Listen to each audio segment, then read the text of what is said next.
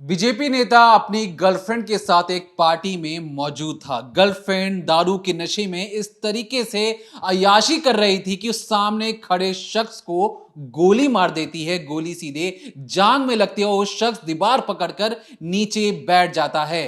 BJP नेता की सिट्टी पिट्टी गायब हो जाती है। वो गर्लफ्रेंड से पूछता है कि अरे तुमने क्या कर दिया, क्यों गोली मारा, क्या मकसद था तुम्हारा।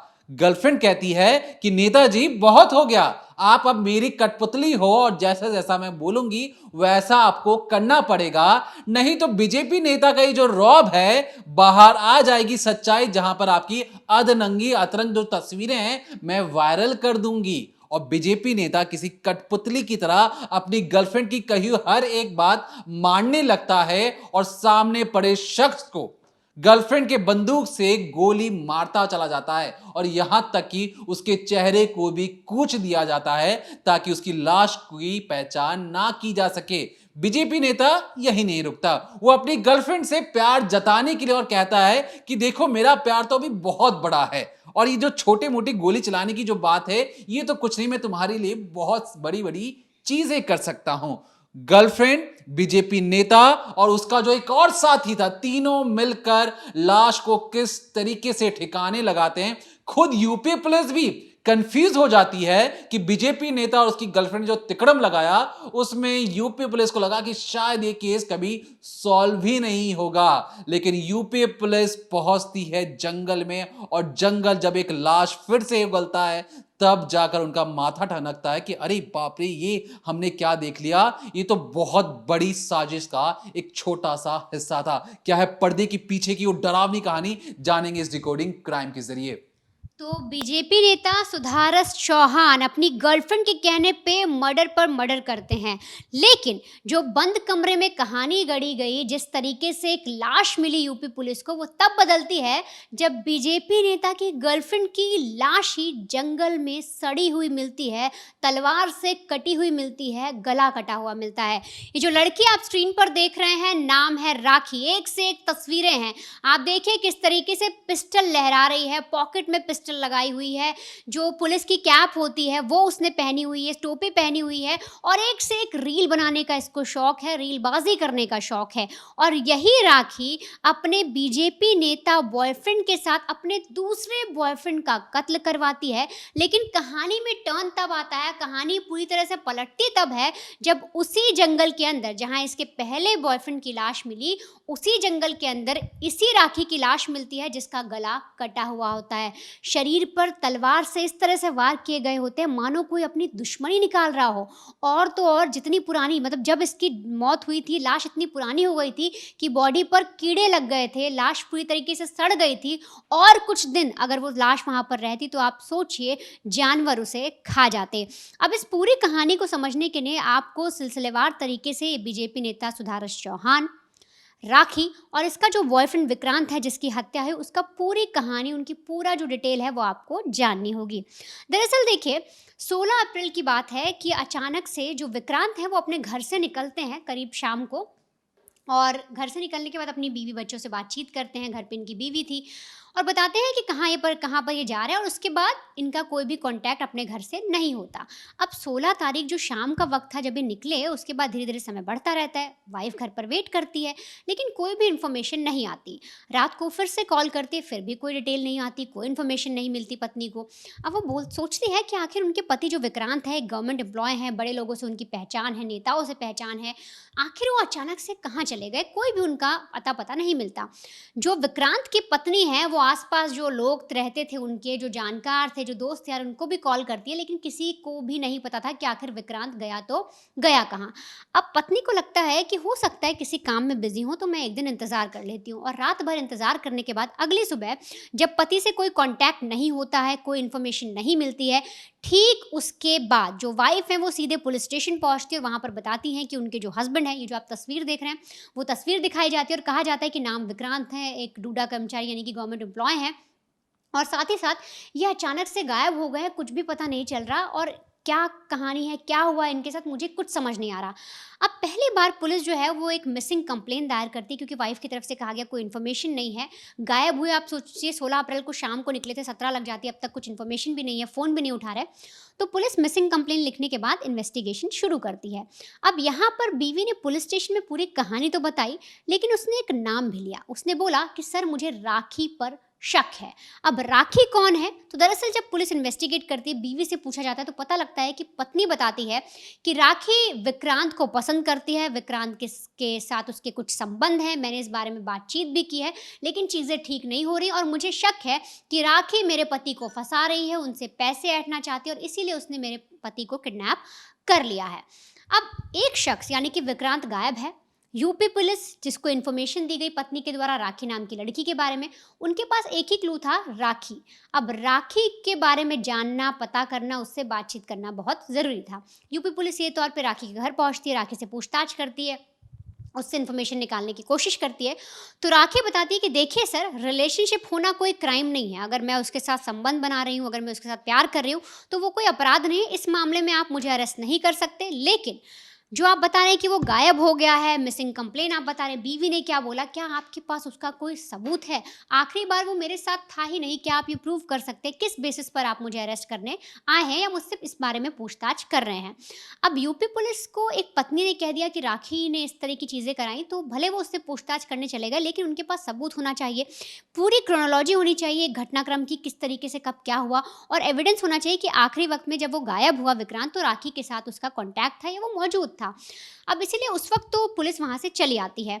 अब 16 तारीख की पूरी घटना थी, 17 को सुबह इन्वेस्टिगेशन हो गई, लेकिन 17 शाम आते-आते पुलिस को इन्फॉर्मेशन मिलती है कि सहारनपुर के जो जंगल हैं, उसके आसपास एक बॉडी दिखी है, एक जो इसे पता लग रहा है पुरुष की डेड बॉडी, और सामने जो राहगीर गुजरते हैं उन्होंने देखी और लाश बहुत ही आप यूँ समझिए फूली हुई हालत में थी, एक नाला बह रहा था, उसके पास पड़ी हुई थी। अब जब पुलिस को इनपुट मिला तो जो दूसरी टीम थी वहाँ पहुँची। अब सबको ये डाउट था कि जो विक्रांत मिस हुआ है, जो गायब हुआ है, क्या लाश उसी की है? लेकिन इस बारे में जब पुलिस वहाँ पर पहुँचती है, जंगल के किनारे देखा जाता है, नाला पड़ा था, उसके अंदर एक डेड बॉडी थी। उस डेड बॉडी को जब निकाला गया, पूरी तरह से फूल चुकी थी, चेहरा कुचला हुआ था और साफ पता लग रहा था कि गोली मारी गई है। गोली जांघ पर लगी थी, सीने पर लगी थी, हाथ पर लगी थी, गले पर लगी थी। मतलब आप यूँ समझिए कि जितनी ज़्यादा गोली मारी जा सकती थी, इंसान ने उतनी उस पर गोली चलाई है। अब पुलिस को डाउट हुआ कि उधर विक्रांत मिल नहीं रहा है, 16 से गायब है और इस तरह से एक बॉडी मिली, तो क्यों ना इसकी शिनाख्त कराई जाए, इसका परिचय कराया जाए। और जब पोस्टमार्टम कराया जाता है, डीएनए मैच कराया जाता है, सारी डिटेलिंग कराई जाती है, तो पता लगता है कि लाश किसी और की नहीं बल्कि उसी गायब हुए विक्रांत की है, जिसकी बीवी ने पुलिस स्टेशन में कंप्लेन कराई थी। अब तक जो मामला किडनैपिंग का था, मिसिंग का था, पूरी तरीके से मर्डर का केस बन चुका था। अब पुलिस को समझ में आ गया था कि हो ना हो राखी का इसमें योगदान ज़रूर है, राखी ने इस क्राइम को अंजाम ज़रूर दिया है, क्योंकि जिस तरह से वो अकड़ कर पुलिस से बात कर रही थी, उससे पुलिस को डाउट उस पर हो गया था। अब इधर राखी के बारे में पता लगाने की कोशिश की जाती है, पहले उसका बैकग्राउंड खंगाला जाता है, पता लगाया जाता है, तो पता लगता है बहुत बड़ी रीलबाज लड़की है, रील बनाने की शौकीन है और बड़े लोगों से दोस्ती करती है। इसकी 2 शादियां हो चुकी थी, डिवोर्स हो गया, तीसरा अफेयर चल रहा है, कई सारे इसके बॉयफ्रेंड्स और हैं। और पुलिस को पता लगता है कि कहीं ना कहीं ये जो जिन लड़कों से प्यार करती है, उनको फंसाने के लिए उनके कुछ गलत वीडियोस, कुछ अधनंगे वीडियोस भी बना लेती है, जिससे उन्हें वो ब्लैकमेल कर पाए। अब राखी के बारे में ये कहानी निकल कर सामने आ चुकी थी। अब पुलिस को ये पता लगाना था कि विक्रांत और राखी के बीच में कांटेक्ट कैसा था, आखिरी बार क्या कांटेक्ट था, और इसके अलावा राखी जो है उससे पूछताछ करनी थी। टीम बनाई जाती है, राखी के घर भेजा जाता है कि पता लगता है राखी अपने घर पर मौजूद नहीं है। अब इधर पुलिस को लगता है कि जो लड़की, जो राखी है, ये अचानक से गायब कैसे हो सकती है, फरार हो गई। यानी पुलिस को पक्का हो जाता है कि हो ना हो ये जो कत्ल हुआ है विक्रांत का, ये पूरी तरीके से राखी ने किया है। अब राखी की हर तरह से तस्वीरें दी जाती है, हर पुलिस स्टेशन में भेजी जाती है कि जिस तरह की लड़की कोई मिले तो बताइए। हर शहर, हर जगह पूछा जाता है, जो आसपास के यूपी के इलाके हैं, बागपत, सहारनपुर, जो भी एरिया लगता है, हर जगह भेजा जाता है कि राखी के बारे में पता लगाइए। लेकिन राखी का कुछ भी पता नहीं चलता। अब 16 को विक्रांत गायब हुआ, 17 को उसकी लाश मिली और तारीख आ जाती है 27, यानी कि विक्रांत की लाश मिलने के करीब 10 दिन बाद पुलिस को एक और टिप मिलती है और कहा जाता है कि जिस जंगल में एक डेड बॉडी मिली थी एक आदमी की, वहीं पर ऐसा दिख रहा है कि जंगल में झाड़ियों के बीचों बीच एक महिला का शव पड़ा हुआ है। अब पुलिस को, क्योंकि पहले इस तरह से टिप मिली, वो लाश विक्रांत की निकली, दूसरी राखी भी गायब थी, पुलिस को अंदर ही अंदर ये डाउट हो जाता है कि हो ना हो वो लड़की राखी हो सकती है। अब जैसे पुलिस उस घटना जगह जगह पर पहुँचती है जहाँ पर उस वारदात को अंजाम दिया गया था, जहाँ पर डेड बॉडी पड़ी थी, झाड़ियों को हटाया जाता है, वहाँ पुलिस को कुछ खून वगैरह दिखते हैं और वहाँ पर जब देखा जाए तो पता लगता है कि एक महिला की डेड बॉडी है। चेहरे को बिगाड़ने की कोशिश की गई लेकिन साफ तौर पे समझ में आ रहा था कि वो चेहरा राखी का है, गला काटा गया है और साफ किसी भी शार्प चीज़ से, चाकू, तलवार जैसी चीज़ से पता लग रहा है बॉडी पे कई सारे मार्क बनाए गए हैं, कई जगह काटने की कोशिश की गई है। अब सोचिए जिस राखी को पुलिस कातिल मानकर चल रही थी, जिस राखी को पुलिस सोच रही थी कि इस राखी को पकड़ लेंगे और हमारा केस सॉल्व हो जाएगा, अब उस राखी की भी लाश मिल चुकी थी। पुलिस का पूरी तरीके से दिमाग घूम जाता है, पुलिस को पूरा केस जो है पूरा टर्न हो जाता है, उन्हें समझ नहीं आता कि अब फिर से इस इन्वेस्टिगेशन को शुरू करें तो करें कैसे? जिसको कातिल समझा था वो तो कातिल निकला नहीं। अब पुलिस को पता लगता है कि असली मास्टरमाइंड कोई और है, ना वो राखी है, ना वो कोई ऐसा शख्स है जिस पर पुलिस शक करे, कोई विक्रांत का ऐसा दोस्त भी नहीं है, तो आखिर असली मास्टरमाइंड है तो है कौन? अब इसी सिलसिले में सबसे पहले कॉन्टैक्ट डिटेल्स लेकर जितने भी बातचीत करते हैं विक्रांत, जिस भी जगह से जिससे भी उन्होंने बातचीत की उनके निकाले गए, उनके दोस्त यार के बारे में पता लगाया गया, राखी के साथ उनके चैट्स, कब वो बात करते हैं, कहाँ जाते हैं, कहाँ घूमते हैं, हर एक चीज़ की डिटेल निकाली गई। तो पुलिस को कुछ नाम कॉमन लगे जिसमें से एक नाम था सुधारस चौहान और एक कपिल चौहान। पुलिस को पता लगता है सुधारस चौहान जो है वो बीजेपी का एक नेता है। अब ये नाम कॉमन लगे राखी के कॉन्टैक्ट में भी, विक्रांत के कॉन्टैक्ट में भी। अब आखिरी लोकेशन जब निकाली गई तो पुलिस को पता लगता है कि 16 अप्रैल को राखी और विक्रांत एक साथ थे और एक लोकेशन पर गए थे। अब उस लोकेशन पर जब पुलिस पहुंचती है तो उनको एग्जैक्ट पता नहीं था किस घर में गए, किस फ्लैट में गए। तो आसपास जितने भी सीसीटीवी कैमरे थे उन सबको देखा गया, उसमें जांच पड़ताल की गई तो पता लगा कि एक घर में जो राखी का घर था, जिसके उसके दोस्त यार भी वहाँ पर आते थे, उस घर में विक्रांत उसके साथ गया और वहाँ पर सुधारस चौहान जो बीजेपी नेता है, कपिल चौहान ये भी मौजूद थे और वहाँ पर करीब 4-5 लोगों की पार्टी थी। यही लोग, उतने ही लोग मौजूद थे, दारू पार्टी हो रही थी और पूरी तरीके से राखी ने इंतजाम किया हुआ था। अब तस्वीरों में जब राखी और विक्रांत साथ दिखते हैं, पुलिस वहां पर पहुंचती है, पता लगता है सुधारस और कपिल के बारे में। और उस पार्टी में जब पुलिस को पूरी चीज निकाली जाती है, पता करने की कोशिश की जाती है, तो पता लगता है उस पार्टी के अंदर हुआ क्या था। दरअसल अब आप उस पार्टी को समझिए। 16 अप्रैल को जब राखी अपने साथ विक्रांत को उस पार्टी में लेकर जाती है तो अचानक से दारू पीती है, ड्रिंक्स वगैरह चल रही होती हैं, खाना वगैरह होता है और वो अचानक से विक्रांत से कहती है कि देखो, मुझे समझ में आया कि तुम मेरठ में एक प्रॉपर्टी खरीद रहे हो और वो प्लॉट पर मेरी भी बड़े समय से नज़र है, तो क्यों ना तुम मुझे वो गिफ्ट कर दो। अब विक्रांत इस पे कहता है कि मैं तुम्हें वो कैसे गिफ्ट कर दूं, मैंने अपनी मेहनत की कमाई से उसको लेने का इरादा बनाया है, पैसे इकट्ठे किए, तुम्हें कैसे कर दूं। राखी बोलती है कि मैं तुम्हारी गर्लफ्रेंड हूँ, तुम्हारी बहुत सारी ऐसी तस्वीरें मेरे पास है, मैं तुम्हें ब्लैकमेल कर सकती हूँ, तुम्हारी गर्लफ्रेंड हूँ, तुम मुझसे प्यार करते हो और इसीलिए वो प्रॉपर्टी तुम्हें मेरे नाम करनी होगी। विक्रांत साफ इनकार करता है। राखी दारू के नशे में थी और वो ना आव देखती है ना ताव देखती है, फौरन अपने जेब से पिस्टल निकालती है और सीधे तौर पर उसका जो बॉयफ्रेंड विक्रांत है उसकी जांघ पर गोली चला देती है। जैसे ही गोली चलती है, जो खून है वो बहने लगता है, पूरा फर्श पर बिखर जाता है। विक्रांत जो है वो सीधे गिर जाता है और किसी तरह से दीवार के सहारे अपने आप को संभाल रहा था, वो कोशिश कर रहा था वहां से भागने की। लेकिन इसके बाद एंट्री होती है बीजेपी नेता सुधारस चौहान की। अब किस तरीके से यही बीजेपी नेता 2-2 मर्डर करता है, किस तरीके से एक लड़की का गला काटता है और कैसे पुलिस इन्वेस्टिगेशन में अपने आप को साफ साबित करने की पूरी कोशिश करता है, आप समझिए, तब आपको पता लगेगा किस तरीके से जो बीजेपी नेता है इसने इतनी बड़ी साजिश रची और 2-2 मर्डर को अंजाम दिया। अब मेरठ की प्रॉपर्टी तो मिली नहीं और इस गुस्से में ये जो राखी है वो विक्रांत पर गोली जरूर मार देती है। खून को देखते ही बीजेपी नेता की सिट्टी पिट्टी टाइट हो जाती है और गर्लफ्रेंड कहती है कि देखो बीजेपी नेताजी, बहुत हो गया सिट्टी पिट्टी डर का माहौल में रहना, आप मेरी मदद करो इसकी मर्डर करने में, तब जाकर मैं मानूंगी कि आप मेरे सच्ची मोहब्बत हो। अब ये तो विक्रांत इस दुनिया में रहा नहीं, मैं इससे क्या प्यार करूंगी, अगला प्यार मैं सिर्फ आप ही से करूंगी और आप ही से सच्चा प्यार हमेशा ही रहेगा।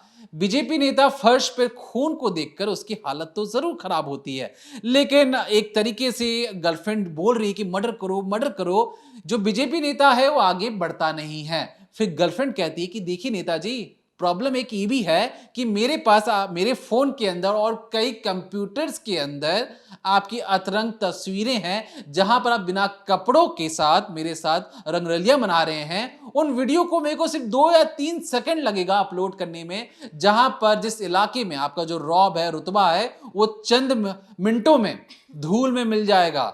और आप चाहते हैं कि ये सारी चीजें ना हो तो आप मेरी मर्डर करने में मेरी मदद जरूर कीजिए। इसके बाद बीजेपी नेता मोटिवेटेड हो जाते हैं क्योंकि गर्लफ्रेंड ने ऐसी लाइनें बोल दी हैं, कुकर्म वो पहले ही कर चुके थे और उस कुकर्म को छुपाने के लिए वो 100 और पाप करने को तैयार हो जाते हैं। करते क्या है, गर्लफ्रेंड के हाथ से पिस्टल लेते हैं कि अरे तुमने क्या गोली मारी है, मैं तुम्हें दिखाता हूं निशाना कैसे लगाते हैं। ताबड़तोड़ गोली मारी जाती है, एक तरीके से सामने बैठाकर गोली पर गोली मारी जाती है। बीजेपी नेता अपने साथी को भी लेकर आते हैं, कपिल को। कपिल चौहान भी एक तरीके से निशाना साधकर गोली मारते हैं।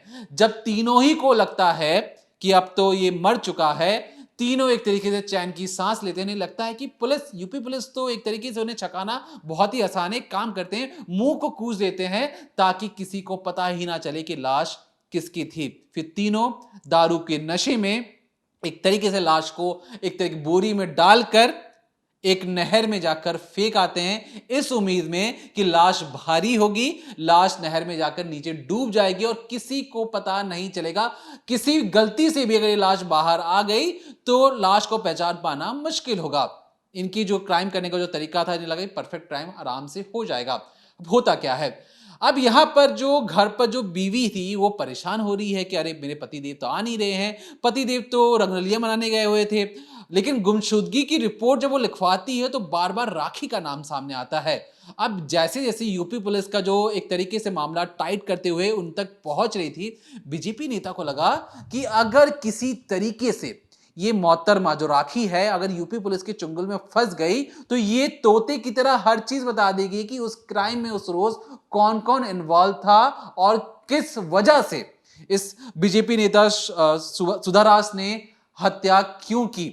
और हत्या के पीछे जो कहानी थी वो थी अतरंग वीडियोस।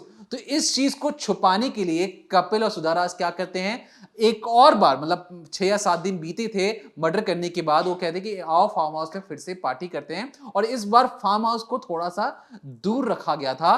फार्म हाउस बीजेपी नेता के एकदम पहुंच में था, आसपास जो चीजें होती थी उन हर एक चीज पर इनका कंट्रोल था। फार्म हाउस में पार्टी होती है, कपिल और सुधारास दोनों मिलकर राखी को ना गोली से मारते हैं ना पत्थर से कूदते हैं, तलवार से गला काट देते हैं, उसके शरीर को नोचना या कहें गोदना शुरू कर देते हैं ताकि जो उनका गुस्सा था कि हमें धमकी दे रही है, इलाके के इतने बड़े नेता को, आने वाले वक्त में भावी नेता बनेंगे, सांसद एमएलए बनेंगे, उन्हें ये धमकी दे रही है। और उस धमकी का जो गुस्सा इन्होंने तलवार से निकालते हुए एक तरीके से मौत के घाट उतारा राखी को, और राखी को चुपचाप फार्म हाउस के बगल के जंगल में फेंक आए क्योंकि इन्हें पूरा विश्वास था कि यूपी पुलिस इन तक कभी नहीं पहुंच सकती है। और कहीं ना कहीं जो राखी को जब पुलिस ढूंढने के लिए निकलती है तो राखी मिलती नहीं है कहीं। फिर किसी को जंगल में एक लाश नजर आती है और पता लगता है तो ये राखी की है। और तब जाकर जब पुलिस तार से तार जोड़ती है, सुराग से सुराग मिलाती है, तब जाकर ये जो बीजेपी नेता सुधारास है, जो एक परफेक्ट क्राइम कर ही चुके थे, उन तक पुलिस कभी पहुंच ही नहीं पाती। आज ये यूपी पुलिस के हाथों में हाथ डालकर, मुंह छुपाकर, नजरें झुकाकर चलते हुए जा रहे हैं, मानो इनसे बहुत बड़ी गलती हो गई है और इन्हें बहुत बड़ा पछतावा है। लेकिन जब एक क्राइम को अंजाम दे रहे थे तो अय्याशी और नशे में इस तरीके से डूबे थे कि इन्हें क्राइम करने में जो आनंद आ रहा था, उन्हें लग रहा था कि यही तो नेताओं की यही दुनिया होती है। खून से किसी की भी रौंद दो जिंदगी, खून में अय्याशी करो, दारू के नशे में किसी को मौत के घाट उतार दो, यही तो नेताओं का काम होता है। और इसके गुरूर को यूपी पुलिस ने जिस तरीके से डिकोड कर तोड़ा है, हमें लगा कि इस डिकोडिंग क्राइम के जरिए आपको यूपी पुलिस की जो कार्रवाई है आप तक पहुंचानी जरूरी है, क्योंकि इन जैसे लोगों को लगता है कि आप क्राइम कर कर बच निकलेंगे, किसी को कानो कान खबर नहीं होगी कि क्यों और कैसे इन लोगों को मौत के घाट उतारा गया है। एक परफेक्ट क्राइम जो कहीं ना कहीं किसी और ने मर्डर किया, किसी और से मर्डर करवाया गया, किडनैपिंग या कहें मिसिंग रिपोर्ट लिखवाई गई थी, उस मिसिंग रिपोर्ट से दो मर्डर की गुत्थी सुलझती है और यूपी पुलिस के चुंगल में फंसते हैं बीजेपी नेता, जो इलाके के आने वाले वक्त में बहुत बड़े नेता बनने का सपना देख रहे थे। तो फिलहाल के लिए देखते रहिए decoding crime, Monday to Friday शाम 7:30 बजे, ओनली ऑन प्राइम तक।